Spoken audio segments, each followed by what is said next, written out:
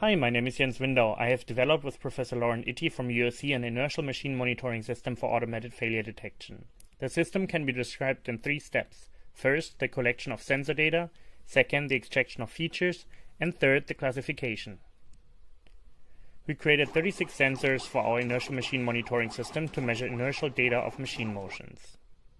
All 36 sensors can be daisy-chained to a network and record data at 50 Hz.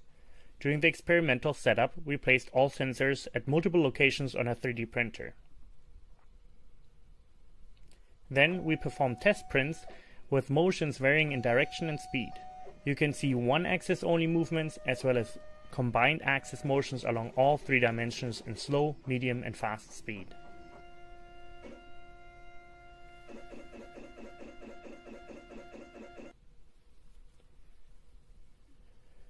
During the data processing step, features are being extracted from the collected data of all 36 sensors. The result is a frequency feature diagram.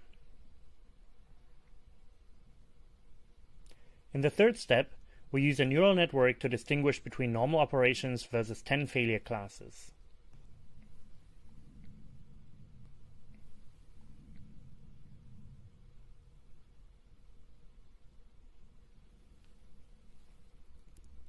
To train our neural network, we altered machine components to record a database of failure classes. For example, we bended the belt tensioner to cause a loose belt. We let the extruder nozzle grind and scratch the surface. We jammed the moving extruder by attaching a spring to it. We put 2 machines on the same shelf to create interfering vibrations.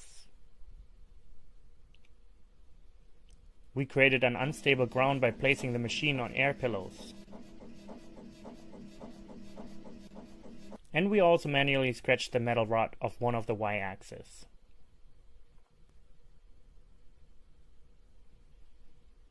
To optimize for the number of sensors, we recursively discovered the best performing subset of sensors.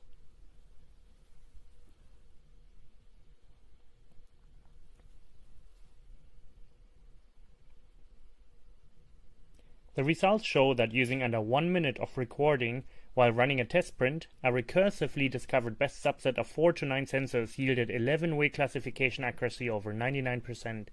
In summary, our inertial machine monitoring system is low cost, non-invasive and highly accurate. As an application example, our system can be used to create action requests for maintenance by identifying degraded machine components in an early stage. We would like to thank the National Science Foundation and Intel Corporation for their support.